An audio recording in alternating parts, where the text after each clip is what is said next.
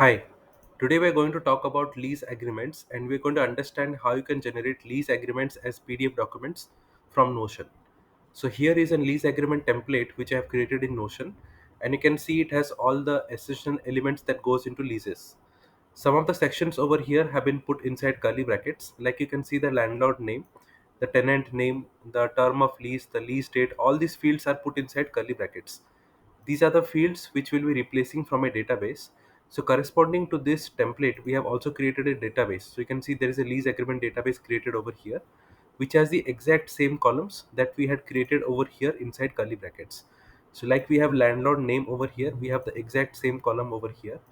Similarly, when we have tenant name over here, we have the same column over here. So what we are going to do is we are going to generate a PDF file for each of the rows of this database, replacing all the values inside these columns onto the template and creating a PDF file out of that. Okay. So first of all, we will see how to generate a single PDF file utilizing only the Notion page. Then we'll also have a look how to generate multiple PDF files utilizing this database along with the help of the template that we have over here. For this, we need to head over to this website exportmypdf.vercel.app, and once you head over to this website, you can see that there is a section create PDFs for free. Okay, click on this and you will land up on this page. Now it is asking us for the Notion page URL, so we will start with that. So first of all, what we can do is once you are in the home page, you can click on the template section over here. Okay, once you click on the template section, you can choose your template from this drop down. So let me type lease over here, and you can see lease agreements is coming. I'll click on that and I'll click on download template. Okay, this will help us download both the template file and the database file that we have seen over here. Okay, so let's wait as the database and the template is getting loaded up. So now we have the template being loaded up, so let's duplicate this template. Okay, for that we need to click on the top right, there is a duplicate icon. Click on this duplicate icon and then you can create a copy of this template onto your Notion account. Once we have the copy, then we can proceed further with the PDF export. So it is asking me where I would like to add the template. So currently I'm in the accountant guy workspace. As you can see, this is accountant guy workspace. So I will select that workspace. I'll click on add to private. As I do that, you will see it will automatically add the template in my Notion pages. Okay, so let me click on the template. So I have the template ready. Let me remove some of the stuff which is not needed from here. Okay, so this is the template which we're going to use for the day. So what I'll do is I will generate a PDF file out of this template directly. Okay, for this, what I would need to do is I need to click on share on the top right. Once you click on share, you can click on publish. Okay, and then again click on publish. This makes the entire template live and it can be accessed with export my PDF that we just saw earlier. Okay, so once the template is made live, I'll just copy this link from the top of the particular template. I'll go back to the export my PDF section. I'll click on create my PDF for free once again. I'll put that link over here. So what I did was I just shared this template. I copied the link of the template and I put it over here. Okay, click on load page and it will load the page and show an export PDF option over here. Okay, once the page is loaded.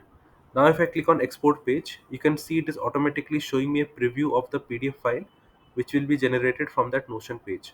So it is exactly the same template with all the elements intact. If you see on the right side, there are certain settings like you can choose your layout from here, which I'm happy with the portrait layout. If you click on more settings, you have all sorts of settings available, like the paper size. You have different paper sizes, you have margins to set. You can set the scaling as well. If you put it on default mode scaling, it will change. So you can obviously play around with all the settings. Make sure this background graphics is turned on and the headers and footers is unticked. Okay, this will make the template look clean. If there is something not even or not coming accurately, you can choose to play with the default scaling settings, and if you just go up and down one notch, it will definitely hit the right spot and you can generate the PDF file properly. Okay, so let me quickly save the file. One more thing, if you are on the free plan, you will have this watermark element pop up on the top right. If you are upgrading to a paid plan, this watermark won't be visible. Okay, so click on save and let's save it on the desktop, and let's see how the file has come out to be. Okay, so I will open up the lease agreement PDF and then we will see how it has come out. So as you can see, this is perfectly generated with the requirement that we had, and this is how exactly the PDF file is looking like. Now let's move on to multiple PDFs. So what we will do is we will generate multiple PDF file utilizing this template and the database which we have over here. Okay, Now, in order to have multiple PDFs generated, let's first create a duplicate of the database onto our Notion account. So again, click on this duplicate on the top right, and it will create a copy of the database onto your workspace. So let's wait for a few seconds, and it is now asking to choose a workspace. I will select the accountant guy, click on add to private. Now the database will be copied over onto your workspace. Okay, so I have the database available over here.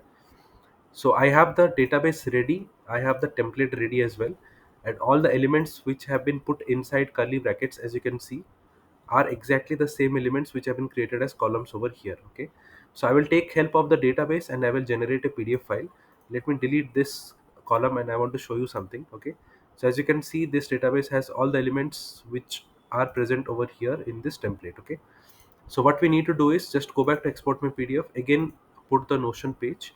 So let me copy the page URL. I have already made the page live and it is accessible. Okay, I have shared the page like earlier. Put the page. Then we need to share the database URL. Okay, so the database also must be published. So click on share, click on publish, again make it public. So both the page and the database must be made live, and thus it can generate the PDF. Copy the link of the database from the top once it is made public. Put it over here. We need to add one more thing, that is the API key. Okay, this API key is confidential to your setup, and this can read the database elements and help you generate the PDF file with export my PDF. Click on get API key and it will take you to a new screen where you can generate your API key. Okay, let me delete the previous API keys as I had created it earlier so that we will start fresh. Click on this new integrations and type in the name. Okay, so let's say in my case it is leases. Okay, I'll again select the same workspace, click on save. Now if I go to the integrations part, I can see that API key visible over here. Click on that, and then you have the internal integration secret field. Okay, click on show and this will reveal the entire API key. Okay, this is all that we need. Copy the key from here, go back and put that key over here. Okay, so I just created a leases API key, I just put it over here. One more step I need to follow before we start generating PDF is go back to the database and click on the three dots on the top right. Okay, and then scroll down, you will find this connections part. Click on this and just type in the name of the key which you just created. In my case it is leases, so I'll just select leases from here. I'll click confirm. So what I did was I just connected the leases key with the database that we have, and I just connected it over right over there. Okay, so this is very crucial. Once that is done, now you can click on load page. It will load the page element, and then you can click on load database. As you click on load database, you will see this generate PDF column popping up. Okay, this is very important column, and this is the key to generate the PDF files for the database. Okay, so now what we need to do is we need to define the PDF file name. Okay, so we in this database we have a lot of columns. I want to generate the PDF file by the name of the tenant. Okay, so it should be Sarah Blue, it should be Bob White, it should be Jane Smith. I want to generate the PDF files as per the tenants that we have over here. So I will just click on the drop down. I will type in tenant, and you can see the tenant name is coming up in the pop up. Click on this and click on export PDF. Okay, but you can see it is saying the generation failed. Okay, because nothing is ticked in generate PDF. I wanted to show you this error. If you go to the database, scroll to the right, this column is used to control which of the rows of the database will be generated as PDF. Currently nothing is ticked, so we need to ensure that whatever rows we want to generate as PDF, we should tick those rows. Okay, so I want to generate the PDF for Sarah Blue and Jane Smith. Okay, so what I'll do is I'll tick on this first one and the third one. I want only the two files to be generated. So I'll go back to export my PDF and again click on load database, and it will reload all the database elements. I will click on the tenant name from here, and then I will click on export PDF. Okay, so now you can see it is exporting the file for Sarah Blue to begin with. So we have Sarah Blue over here, which is the first file.